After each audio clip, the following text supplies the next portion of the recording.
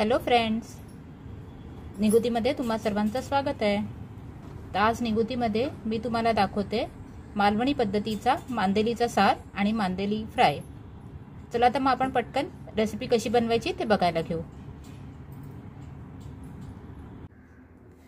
तर मांदेलीचा सार आणि मांदेली फ्राय बनवण्यासाठी मी इथे मांदेली साफ करून त्याच्या असं डोक्याचा भाग काढून टाकायचा आपल्याला, त्याच्यावर खवलं असतं ती पण काढून टाकायची आहे। तर असं मी मांदेली साफ करून घेतलेली आहे। 3-4 पाण्यामध्ये मी ती स्वच्छ धुवून घेतलेली आहे। आणि थोडी मोठी मांदेली होती ती मी फ्रायसाठी वेगळी काढलेली आहे आणि छोटी मांदेली होती ती मी सारासाठी वेगळी काढलेली आहे। चला तर मग आपण पहिले सारासाठी लागणारं साहित्य बघून घेऊ। तर मांदेलीचा सार बनवण्यासाठी मी इथे एक अख्खा ओला नारळ किसून घेतलेला आहे। त्याचबरोबर मी इथे एक अर्धा कांदा घेतलेला आहे कापून। मी 2 लसूण पाकळ्या घेतलेल्या आहेत। त्याचबरोबर मी इथे अख्खे धण्याचे दाणे घेतलेले आहेत 1 चमचा। थोडीशी 5-6 कोकम घेतलेली आहेत मी। तुम्ही चिंच सुद्धा वापरू शकता, पण आम्ही मालवणात कोकमच वापरतो म्हणून मी कोकम घेतलेले आहेत 1-5-6। त्याचबरोबर मी इथे बेडगी मिरची एक 9-10 बेडगी मिरची घेतलेल्या आहेत। त्याला मी असं पाण्यात भिजत घालून ठेवलेलं आहे। तर आपल्याला हे सगळं साहित्य कोकम सोडून बाकीचं साहित्य आपल्याला मिक्सरमध्ये वाटून घ्यायचं आहे। तर पहिले मी मिरच्या वाटून घेणार आहे। मिरच्या वाटल्यानंतर मी हे बाकीचं साहित्य वाटणार आहे। तुम्हाला हवं असेल तर तुम्ही हे सगळं साहित्य एकत्र वाटलं तरीही चालेल। खोबरं वाटतानाच तुम्ही मिरच्या सुद्धा वाटू शकता किंवा वेगळं वेगळं सुद्धा वाटू शकता। तर पहिले मी मिरच्या वाटून घेते आणि मग हे बाकीचं साहित्य वाटून घेते। तर मांदेली फ्राय बनवण्यासाठी मी इथे ज्या बेडगी मिरची वाटल्या सारासाठी त्याचं मी थोडंसं 1 चमचाभर इथे घेतलेलं आहे बेडगी मिरची बारीक वाटून। त्याचबरोबर मी आता घालते मीठ।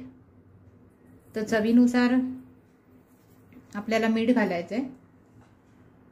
मी इथे एक अर्धा लिंबू पिळते। तुम्ही कोकमाचा रस म्हणजे आगळ वापरू शकता किंवा तुम्ही या ठिकाणी तुम्ही चिंचेचा कोळ पण वापरू शकता। त्याचबरोबर मी इथे घालते 1 चमचा आलं लसूण पेस्ट। मी इथे घेते 1 चमचाभर हळद। त्याचबरोबर मी इथे लाल मिरची पावडर घेते, काश्मीरी मिरची पावडर। तर ती मी इथे घेते 1-1.5 चमचा।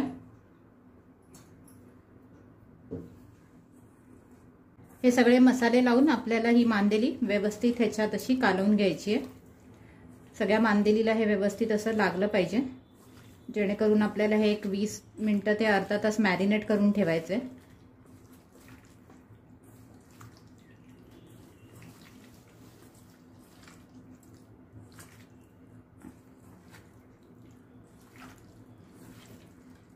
तुम्ही बघू शकता ह्याला किती सुंदर असा लाल रंग आलेला आहे।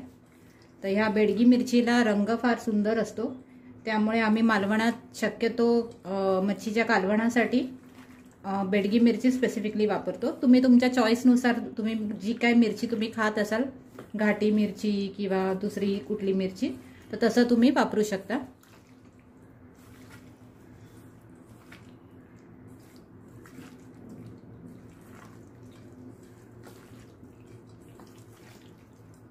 हे सगळं आपलं व्यवस्थित असं लावून झालेलं आहे। तर आपण आता ह्याला एक 20 मिनिटं ठेवून देऊ मॅरिनेशनसाठी। तोपर्यंत आपण मांदेली सार कसा बनवायचा ते आपण बघून घेऊ। तर मांदेलीचा सार बनवण्यासाठी मी इथे कढईमध्ये 1 चमचाभर तेल घेतलेलं आहे। आपलं तेल गरम झालेलं आहे। तर आता आपण सार फोडणीला घालू। त्यासाठी मी इथे एक अर्धा कांदा उभा चिरून मी फोडणीला घालते। हा थोडासा आपल्याला कांदा परतवून घ्यायचा आहे तेलामध्ये। 1-2 मिनिटं कांदा परतवला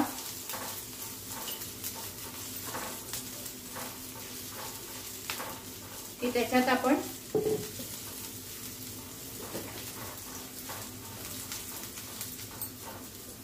हे आपण जे मिक्सरला बारीक वाटून घेतलेलं खोबरं वगैरे सगळं मिरच्या ते आपण घालणार आहोत।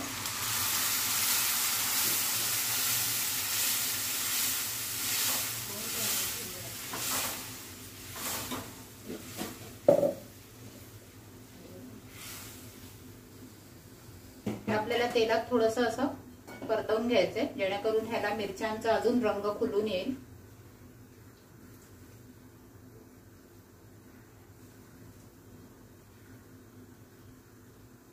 2 मिनिटं ह्याला उकळी येऊ दे. मी थोडंसं पाणी सुद्धा घालणार आहे.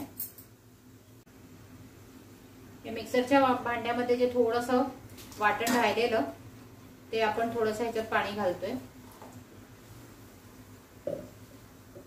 एक अर्धा वाटी पाणी मी घातलेलं इथे, कारण आपल्याला सार एकदम पातळ नाही करायचंय.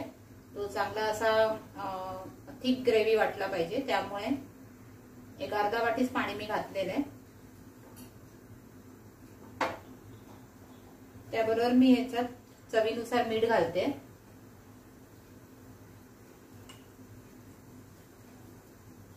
ह्याला एक उकळी येऊन द्यायची आहे, मगच आपल्याला फिश ह्याच्यात घालायची आहे.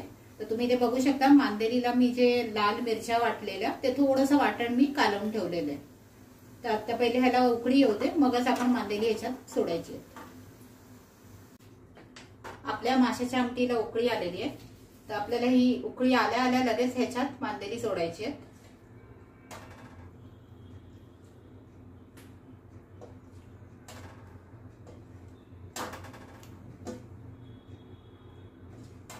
फिश ही कधी पण लगेच शिजते, त्यामुळे आपल्याला जास्त उकळवायचं नाहीये, नाहीतर ते तुटायला लागते. त्याचबरोबर मांदेली बरोबर मी इथे कोकम पण घालते. एक 5 कोकम घातलेली आहेत मी. ह्याला एक थोडीशी उकळी आली की लगेच आपल्याला गॅस बंद करायचा आहे. तर एका मिनिटातच ह्याला पटकन उकळी येईल. तर आपण उकळी येईपर्यंत एक मिनिटाभर हे ठेवून देऊ. तर आता एक 2-3 मिनिटं झालेली आहेत. मी तुम्हाला चुकून मगाशी 1 मिनिट बोलली, तर 2-3 मिनिटात उकळी येते. तर तुम्ही बघू शकता आपली मांदेली अशी मस्त हे झालेली आहे, शिजलेली आहे.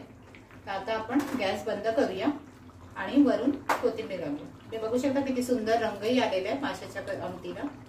तर आपण आता गॅस बंद करतोय आणि वरून आपण कोथिंबीर घालायची.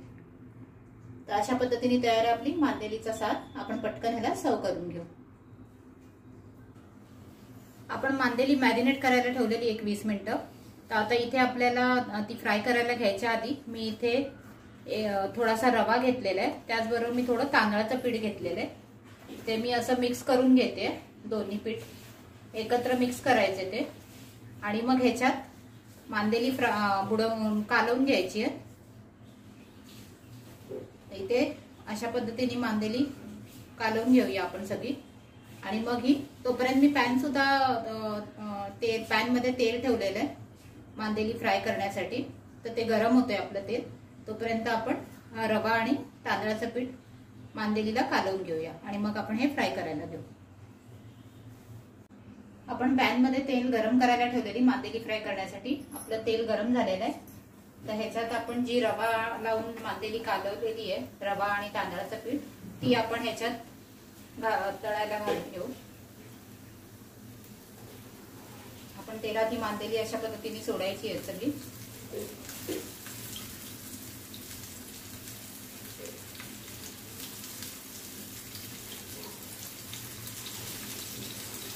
अशा पद्धतीने तुम्ही सगळी मांदेली तेलात सोडा आणि मीडियम फ्लेम ठेवा. मीडियम फ्लेम करून एका बाजूने आपण व्यवस्थित खरपूस भाजून घेऊ. मग ह्याला पलटून दुसऱ्या बाजूने भाजायचे. तर एक 4-5 मिनिटं आपल्याला लागतील कदाचित की एका बाजूने खरपूस भाजायला. तर गॅस मीडियम ठेवून एका बाजूने आपण पहिले भाजून घेऊ. आपली मांदेली एक 4-5 मिनिटं एका बाजूने फ्राय करून झालेली आहे. आपण ह्याला आता पलटी करून घेऊ.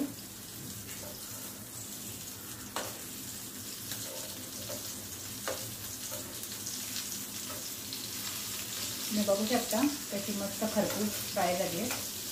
तर आपण आता ह्याला पलटी करून दुसऱ्या बाजूने सुद्धा एक 4-5 मिनिटं भाजून घेऊ. ती खूप कुरकुरीत होतात आणि खायलाही एकदम मस्त लागतात आणि तोंडात घालतात ही मेल्ट होतात एकदम.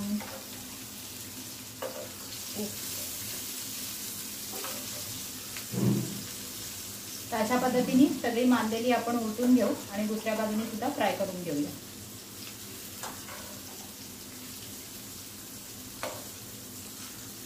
आणि बाकीची मांदेली सुद्धा आपण अशाच पद्धतीने फ्राय करून घेणार आहोत. तर अशा पद्धतीने तयार आहे आपला मालवणी पद्धतीचा मांदेलीचा सार आणि मांदेली फ्राय. होप तुमच्या तोंडाला पाणी नक्की सुटलं असेल.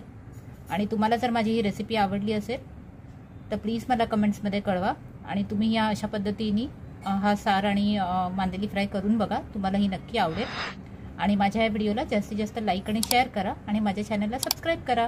आपण पुन्हा भेटू. थँक्यू.